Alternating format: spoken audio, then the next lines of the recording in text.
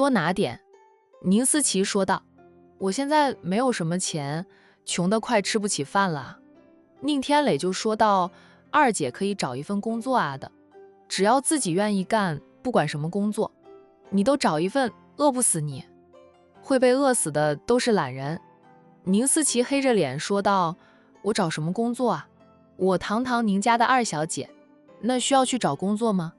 以前爸妈都不让我去工作的，说我生来就是千金小姐的命，活该享福的。要不是宁云初冻结了我的银行卡，我哪里会没有钱？需要被你教训啊！宁天磊脸色也变得难看。二姐，我不是教训你，只是跟你说，现在我们不同以往，需要靠着自己的努力去赚钱过日子。你要是有本事的话，就算大姐冻结了你的银行卡，你也不怕，就因为你没有本事，大姐冻结你的银行卡，你才会处处受阻。行了行了，赶紧给我拿钱。知道你偏向着那个瞎子，他和你只是同母不同父，我和你才是同父同母的亲姐弟呢。都不知道他给你灌了什么迷魂汤，让你这么相信他，他都要霸占我们的家产，让我们活不下去了。你还站在他的那一边，简直就是个傻叉哦。他没有冻结你的银行卡，就是对你好了。哦，我告诉你啊，他是哄着你的。等他霸占完我们的家产后，他绝对会一脚把你踢飞，到时候你哭都没有地方哭。宁思琪就是想不明白，同样是父母的孩子，为什么弟弟就是不站在他和父母这一边，却是站在宁云初的那一边。大姐绝对不是那样的人。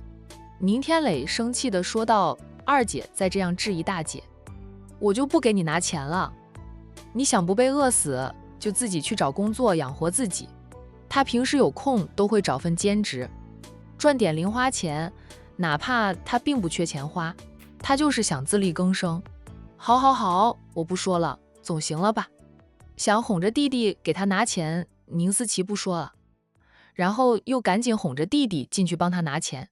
那宁天磊知道二姐只是哄着他的，只是毕竟是同父同母的亲姐姐，也知道这个姐姐被父母娇生惯养，养的脾气大又任性妄为，没点本事，虽说名下有点小资产，银行卡被冻结，这个姐姐就拿不出钱来的了。那最后呢，宁天磊还是回屋里去，准备给二姐拿点钱啊。战一晨在厨房里听到了脚步声，走出来2步，看到小舅子进来了。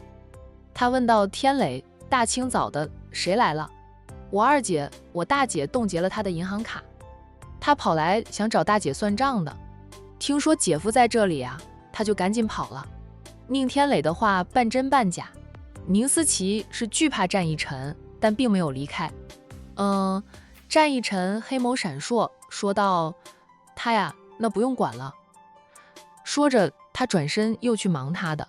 宁天磊见姐夫没有怀疑自己的话，既松一口气，又有点愧疚，因为他撒谎骗了姐夫。他快步上楼去，回到自己的房里，拿到钱包，打开钱包看了看，他只有1000多元的现金。平时他都是花微信上的钱，微信绑定的则是大姐通过公司每个月往他这账户里打入生活费的银行卡，就现在公司尽在大姐的掌控之中。他的每一笔消费呢，估计大姐都会知道。那突然间有一大笔转账消费的话，大姐必定会问他。若是知道他给二姐转一大笔钱，大姐或许不会说他，但有可能会对他感到失望。况且他要是给二姐太多的钱，二姐就会花钱无节制，不知道成长，不会去找工作，只知道扒着他吸血。他特意请假回来，想去监狱里探监，想说服父母将他们名下所有财产都转到他的名下，不就是想由他来控制着二姐的生活费，不让二姐败光宁家的家产吗？这样想了后，宁天磊决定就只给1000多元的现金给二姐。他迅速地换过了衣服，然后呢，将钱揣进了裤兜里，才走出房间。走了没2步呢，便看到了大姐站在不远处。就静静地看着他。做贼心虚，宁天磊见到大姐时，顿时吓了一大跳。他下意识的就想捂住裤兜，摸了一下裤兜后，他就赶紧松开了手，觉得自己那个动作简直就是此地无银300两啊！大姐早。宁天磊强装镇定地走过去，笑着和宁云初打招呼。宁云初温和地应着他早。哎，你刚晨跑回来吗？是的，刚晨跑回来。大姐，哎，你不睡了？姐夫说你累了，要多睡会儿的。宁云初说到是想多睡会儿的，又睡不着，干脆这便起来了。洗刷了吧？下楼吃早餐，我都闻到了香味啊。你姐夫不知道做了什么好吃的。说着，宁云初转身往楼下走去，宁天磊就愣了愣，才跟着走。谁知道两个人还在楼梯上，就听到了宁思琪一声痛呼声，接着便是战一晨暴怒的一声吼滚。姐弟俩本能的停下来，你看我看你的，很快就看到宁思琪跌跌撞撞的就从厨房里跑出来，厨房里还不停有东西扔出来砸向宁思琪，例如碗呀、碟呀，连锅铲都扔了出来，就有些砸中了宁思琪的后背，有些则是掉落在地上摔得粉碎。宁思琪逃命似的往屋外跑出去，还时不时的发出尖叫声。楼梯上的宁云初姐弟俩回过神来，快步的走下楼去。宁天磊本能的追着二姐出去，宁云初则是走进了厨房。战一晨还想扔东西的看到宁云初了，他砸东西的动作才顿住。宁云初扭头看看外面的一地碎片，又扭头看着脸色铁青，好像想杀人似的战一晨。他关心地问一晨怎么回事，你一副想杀人似的，他怎么你了？该不会是宁思琪趁着他和弟弟都在楼上，佣人们也没有进屋，偷溜进来想占一晨的便宜吧？他知道母亲以前有个想法，想帮助宁思琪嫁入战家当少奶奶的。战家9位少爷最出名的就是前面3位，战大少爷已婚，战二少和3少就是很多豪门千金瞄准的对象。宁思琪想报复他，跟他作对，那还真有可能想过抢他的男人呢。战一晨不说话，只是当即就脱下了他的上衣，然后一股脑就要塞进厨房里的垃圾桶里。一晨，宁云初一把抢过了他要塞进垃圾桶里的那件上衣，关心地问道：你说话呀，到底发生了什么事？哎，宁思琪怎么你了？你说我帮你讨回公道，他是不是染指你了？战一晨的脸色铁青，说到他突然轻手轻脚地走进来，然后自背后抱住我，还在我身上乱摸。我以为是你，一扭头看到是他，我就炸了，推开他的同时还一脚踹他出去，然后抄到东西就砸他。宁云初没想到宁思琪还真敢对他的男人下手，而且是直接就搂上，还乱摸了。战一晨估计也没想到宁思琪会这么大胆，以为是他，发现是宁思琪，他不就炸了吗？老婆，这件衣服被他碰过的了，扔了，不要了。除了你，其他女人休想摸我，摸过我的衣服都不可以，我连衣服都不要了。说着，战一晨又从云初的手里抢过了那件上衣，再次要塞进垃圾桶里。我帮你扔了它，扔到外面去，扔在这里，你进进出出看到，想起他干过的恶心事，会反复恶心到你。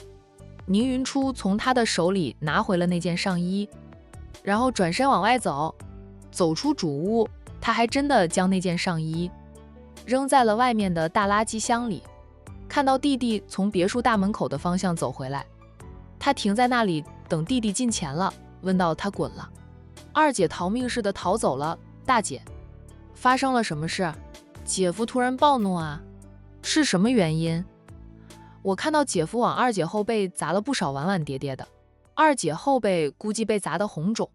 宁天磊绝对想不到他的二姐会想勾引他的大姐夫，他是活该跑得慢一点。一晨能把他砸死，好的没有学到，他妈的那种不要脸倒是学了个十足十。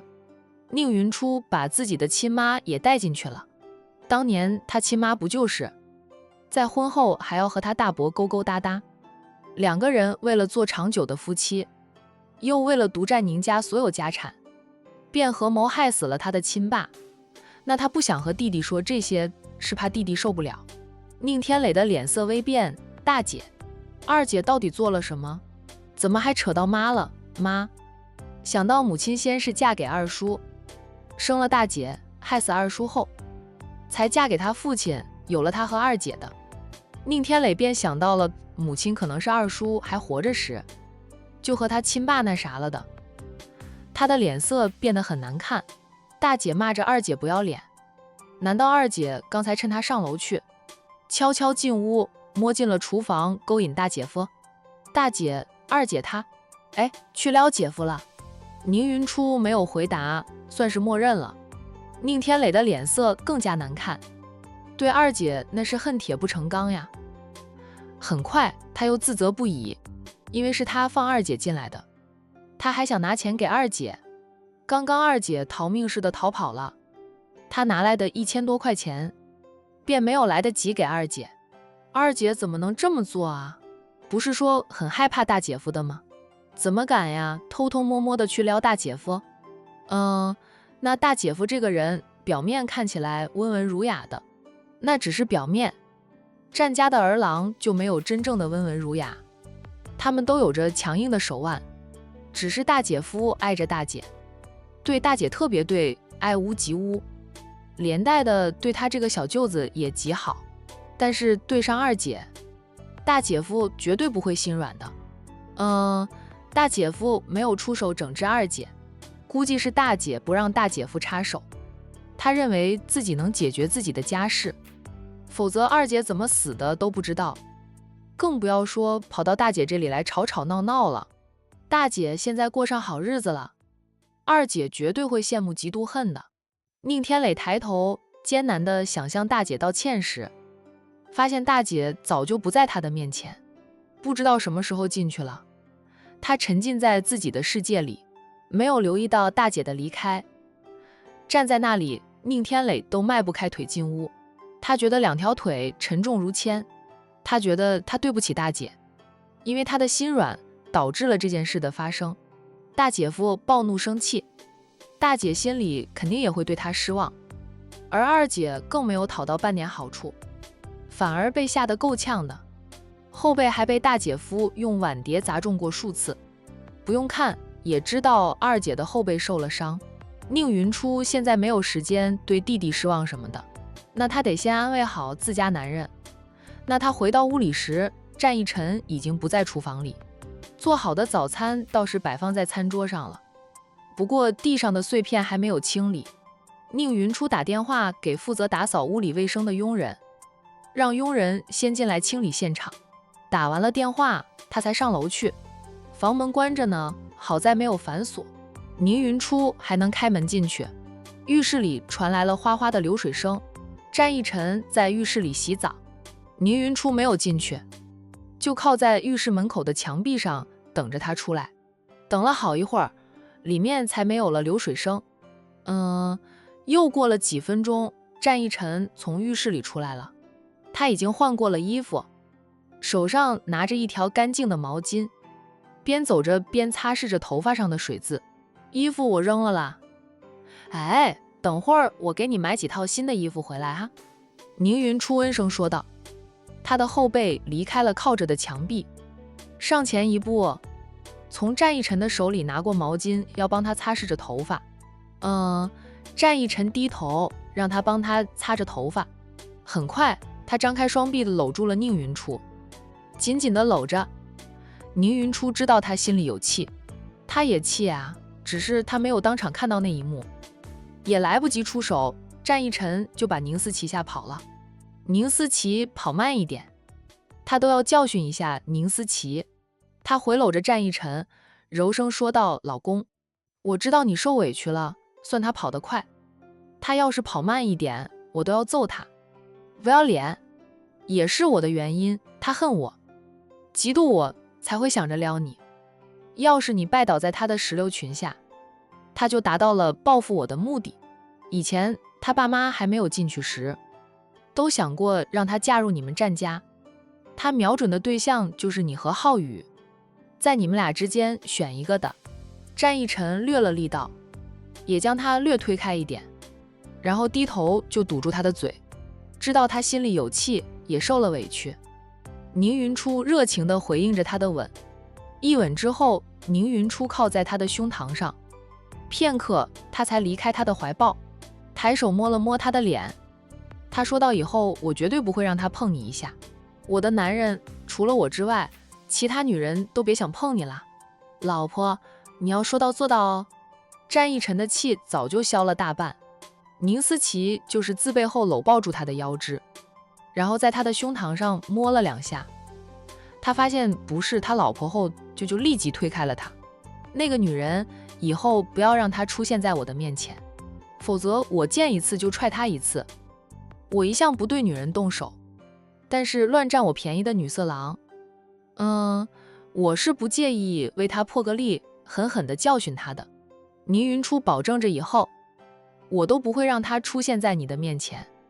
她再敢来，不用你动手，我就能把她打出去。不要脸，好的不学，竟学了些不要脸的。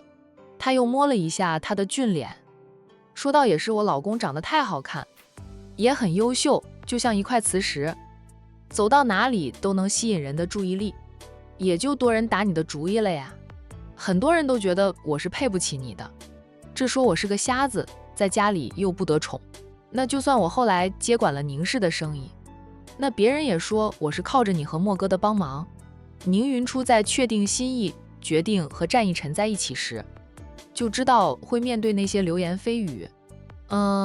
他打小成长的环境就不好，倒是不在乎别人怎么说他，只要战逸晨不介意，不嫌弃他就行。让我听到他们这样说你，我把他们的舌头都割下来喂狗。战逸晨恶狠狠地说道，配不配我知道，用得着他们多嘴，我就是喜欢你，就是要娶你为妻，让他们羡慕嫉妒去吧。老婆，我会让你像大嫂那样活成让人羡慕的对象。宁云初帮他整理一下衣衫，眉眼温柔，散发着幸福，说道我现在已经是别人羡慕的对象了，嫁入你们战家的女人，哪一个不是别人羡慕的对象？走吧，我们下楼去吃早餐，天磊那里。我等会儿会和他好好的谈一谈的。战逸晨牵起他的手，说道你姐弟之间的事，你自己解决，我当姐夫的说多了。小舅子记恨我，我怕我日子不好过。那宁云初是很在乎宁天磊这个弟弟的，姐弟之间的事，战逸晨一般是不会插手，除非姐弟俩闹得不可开交，需要他出面调停了，他才会插手。宁天磊在1楼的楼梯口站着，他觉得对不起大姐夫妻俩，自责得很，那连坐都坐不住了，一直站在那里等着姐姐下楼。总算看到大姐夫妻俩了。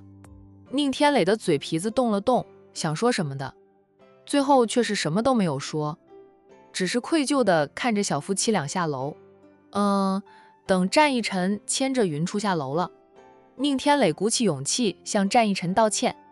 他说道，大姐夫，对不起，我不该撒谎，让你没有半点防备，我不知道二姐会，对不起。战逸晨看了他半晌后，淡淡的道，去吃早餐吧。说着，他牵着妻子从小舅子身边走过。宁云初在经过弟弟身边时，扯了扯弟弟。宁天磊转身看着小夫妻俩的后背，沉默了一下后，就便跟着走进了餐厅。吃早餐的时候呢，宁天磊没有什么胃口，他总想说什么，看到姐夫照顾着姐姐，小夫妻俩自说自话，他又插不上嘴。餐后，战逸晨把之前就准备好的水果端出来，放到了宁天磊的面前，对宁天磊说道，端出去和你大姐一起吃吧。宁天磊连忙哦了一声。2分钟后，宁云初在双人沙发上坐下，宁天磊站在姐姐的对面，局促地看着姐姐。在自己的家里拘谨什么？坐吧。宁云初叹了口气，便说了弟弟一句，大姐，我站着就行，姐。我真的不知道二姐会做出那样的事情来。对不起，姐，你骂我吧，不被姐姐骂一顿，她心里难受。姐姐要是骂她一顿，她还能好受一点。骂你什么？你都说了，不知道你二姐会那样做。大姐也想不到她敢直接对你大姐夫下手，说她胆大包天好呢，还是说她无脑好一点？那是你的亲姐姐，让你将她挡在门外，那是不现实的。你姐夫那里姐安抚好了，这件事儿就接过了，你也不用自责。只要你记得你特意请假回来是做什么的就行了。宁思琪的银行卡是被我冻结了，他大清早跑过来是想算账的是吧？知道你姐夫在，他又不敢了。跟你说了什么？你让他一个人在外面，自己进屋拿钱。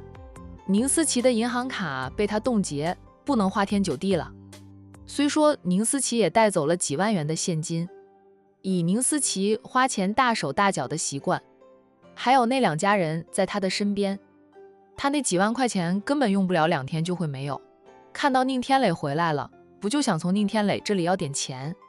宁天磊虽说一向亲近他这个长姐，宁思琪始终是他同父同母的亲姐姐，他是做不到不管不顾的。二姐说他在外面租房子住，又没有工作，样样都要钱，大姐冻结了他的银行卡，他没有钱花了，就让我给他拿点钱，还说要多拿点。宁天磊此刻老老实实的，他从裤兜里掏出了那1000多元的现金。这是他没有来得及给二姐的，我没有那么多的现金，就只有这1000多块钱，想着给二姐的，谁知道二姐却大姐。我记得我回来是做什么的，我不会给二姐太多的钱，我劝她去找工作。现在我不想给二姐钱了，就让二姐自己去找工作吧。她总不能一直这样下去，他们已经没有父母庇护着了，要学会靠自己生存下去。像二姐这样不知道悔改的，就算宁家的所有家产交到二姐手里，也会很快被二姐败光的。大姐，姐夫真的不生我的气了？宁天磊问着。姐夫当时的样子很可怕，他怕是气疯了。宁云初说道，他要是还生你的气，刚才都不会和你说话，不过以后你可不能让你二姐出现在他的面前。他说了，见一次你二姐就踹他一次吧。他暴怒时，大姐都劝不住他的。宁天磊心有余悸地保证着以后只要姐夫在，我都不会让二姐进来的。那这里是大姐的家，二姐呢也要少来。大姐，你还会陪我去探监吗？宁天磊彻底地松了口气。只要大姐不生他的气就好。半个小时后，宁云初姐弟俩坐着一辆车出门，后面还有一辆保镖车跟着。战一晨站在别墅门口，目送着姐弟离开后，他才走向他的车。他没有跟着姐弟俩去探监，原先是计划陪着去的。宁思琪闹了一出后，他就不想去看宁总夫妻俩了。反正在那对恶毒夫妻的心里，他也不是他们的女婿。战氏集团有个陌生的女孩子在战氏集团门口走来走去，他数次想进去又打住。值班的保安盯着他很长时间了，防贼似的防着他，直到战一晨回到公司门口，那个女孩子像是鼓足了勇气似的，忽然拦住了战一晨的车辆。哇！值班保安一看到被他们防贼四防了半天的女孩子居然去拦副总裁的车辆，吓了一大跳，连忙从保安室里出来，就走过去想赶走那个女孩子。战一晨却按下了车窗，他看向女娃子，不认识，陌生得很。哇，对方拦他的车做什么？亏得云初没有跟着他一起，否则云初会误以为他在外面招蜂引蝶，就惹下的桃花债呢。你有事？战一晨沉声问着。先生，对不起，我想打扰你一下，向你打听一个人，他有没有在这里上班？你说吧。原来是想打听一个人的，怎么不跟他们打听，偏要拦住副总裁的车子？该不会是借此来向副总裁搭讪的吧？那副总裁可是战家的二少爷。我想问一下，战一阳在这里上班吗？我找不到他，没有他的任何联系方式，只知道他的名字，我打听过了。姓战的很多都是在战氏集团上班的，便想来打听一下。战一阳，这保安们面面相视，那不是战家四少爷的名字吗？不过战一阳并不在战氏集团总部上班，他负责的行业不一样，而且他自己也有公司。在战氏集团上班的人，一年都见不到一次战一阳呢。保安们也只是听说过一阳的名字，知道他是战家的四少爷。战一晨挑了挑眉，找他弟弟的呀？就战一阳是他异母同胞的亲弟弟。姑娘贵姓？你找战一阳做什么？战一晨问道。他总要知道这个女孩子找弟弟的原因，才决定要不要告诉对方。那个女孩子说道：“我姓什么不重要。”先生，战一阳在这里上班吗？他不在这里上班啊。女孩子不愿意透露自己的姓氏，战一晨也不追问。倒也没有骗女孩子，他不在这里上班，他也姓战的。这里是战氏集团，不是说姓战的大多数都在这里上班的吗？那女孩子明显是不相信战一晨的话。战一晨笑了笑，说道：“这里是战氏集团不错，也有很多姓战的人在这里上班，但战氏集团旗下有很多分公司，涉及到各行各业，并不是所有人战氏的人都在这里的，就他们会在其他分公司上班，而且也不是所有姓战的都能在战氏集团上班，有些战氏家族的人没有能力的，或者是不想在战氏集团旗下上班的，就会到处闯荡，进入其他公司上班。这样呀，那是我想的太简单了，对不起，打扰先生了。那个女孩子觉得战一晨的话有道理，就并不能说姓战的就一定会在战氏集团上班。战一阳可能真的不在这里上班，就他又不知道去哪里找他。那个坏蛋别被他找到哈，等他找到他，有他好看的。女孩子很快就离开了，保安赶紧打开了公司的大门，让战一晨开车入内。战一晨的车子停在了停车场上后，他下了车，再掏出手机，边往办公大厦走去，边打电话给战一阳，等弟弟接听电话了。他问着老四：“你做什么坏事了呀？”“二哥，我在开会，有什么事？10分钟后再说，行吗？”战一阳的确是在开会，他像大哥一样，开会的时候呢，要求大家都将手机调为静音，不能在开会期间接听电话。他自己就算接电话，顶多就是说2句话就会迅速的挂断。那行，10分钟后我打给你。战一晨挂了电话，他步入了办公大厦。苏南从里面出来，2个人在办公大厦门口碰个正着。苏南后面跟着好几个高管，他们一行人是要去管城大酒店谈生意的。看到战一晨，几个高管纷纷向他打招呼。战一晨点点头，看向苏南，问道：“要去酒店？你来了，10点的会议交给你吧，我不知道能不能赶回来。”苏南以为战一晨今天不会回公司的。这战家的爷们有什么事就往外跑，把公司交给他，好像战氏集团是他苏南的似的。好在呢，这战家那几个年轻的少爷也开始踏入了职场商界，培养一段时间，得让战印安排几个弟弟进入总部上班，那样多几个人分担工作量，苏南也能轻松一点。行，你去吧。战一晨应着。苏南带着几名高管走了。那数分钟后，战一晨回到了自己的办公室。那他先发信息给爱妻，问他到了吗？宁云初回复他快到了，中午一起吃饭。好。战一晨给爱妻发送了一个红唇的表情，然后又说我先忙。宁云初回复他一个的表情，就又做了2分钟。战一晨重新打电话给战一阳，二哥找我有急事啊。战一阳在电话里笑问着，有什么事需要我帮忙的，二哥尽管说啊。战一阳还以为二哥有事需要他帮忙。二哥和二嫂现在感情好的如胶似漆的，没什么事也不会打给他，还是接二连三的打电话。刚才我在公司门口遇到了一个陌生的女孩子，她大概24、25岁的样子，长得挺漂亮的。她拦住了我的车，问我你是不是在战士集团上班，说她想找你，但她没有你的联系方式。老四，你做了什么对不起人家的事啊？被人家找上门来了。战一阳，女孩子啊，哎，姓什么的？他没说。你是不是偷了人家的东西，还是占了人家的便宜啊？我看他提到你的时候，牙痒痒似的，找你算账的吧？听到女孩子没有说找他的原因，战一阳说到：“二哥，我是那样的人吗？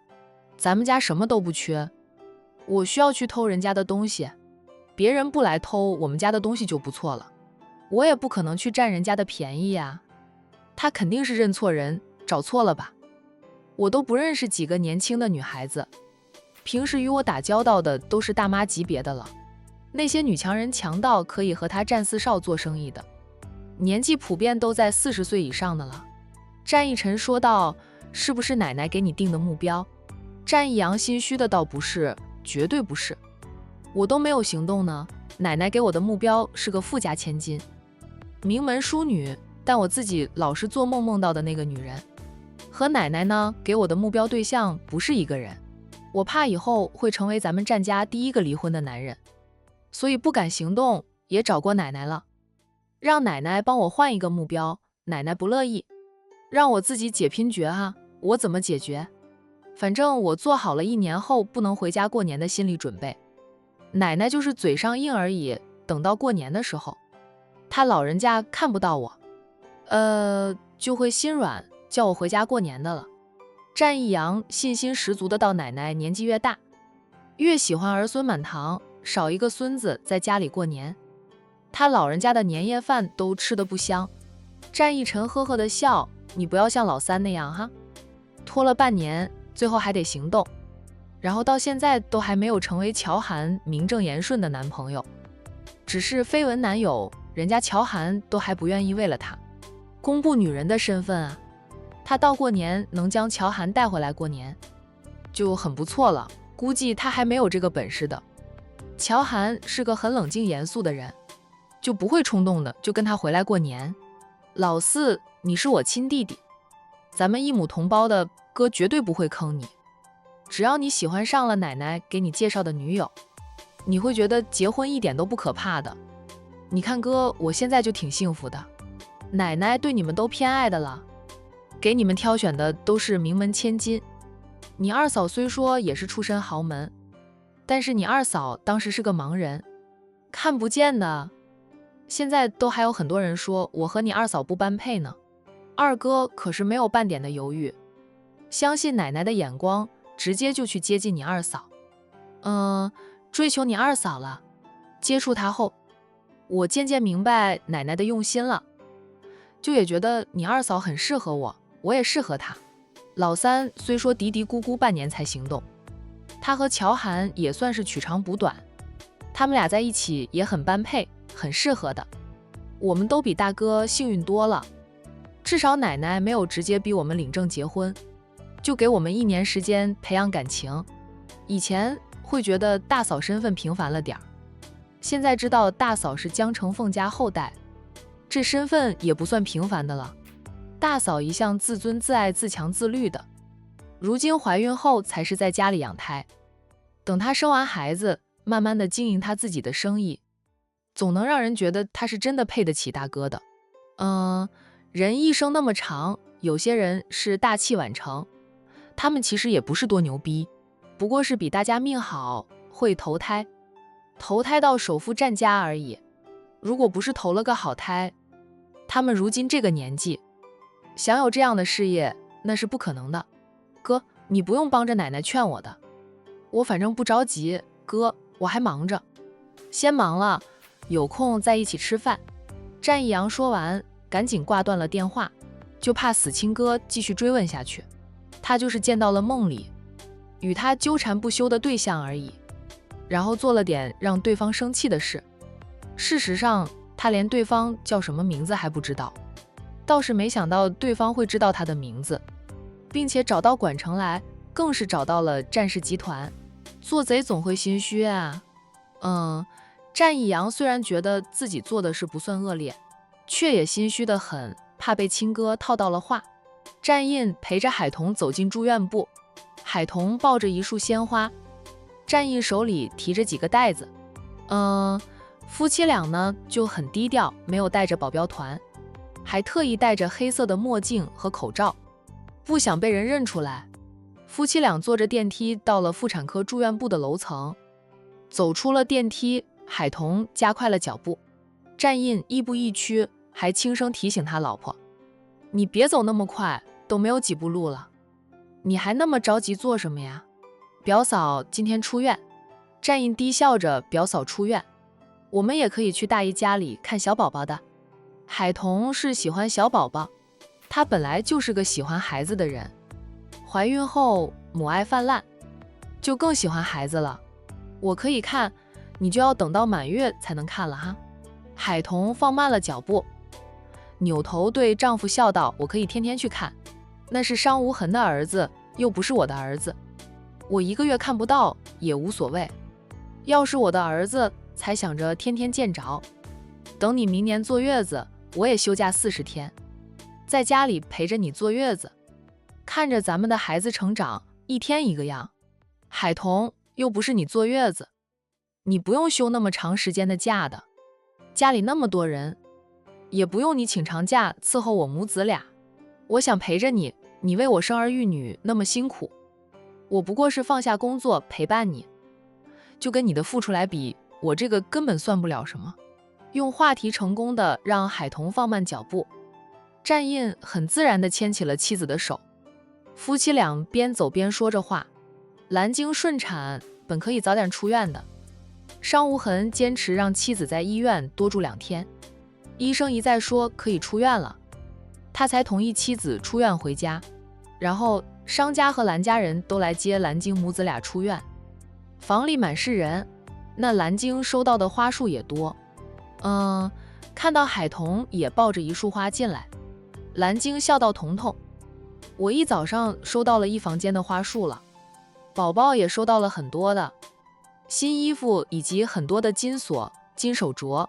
他的儿子含着金汤匙出生啊，身为商家的长孙，注定了会集万千宠爱于一身。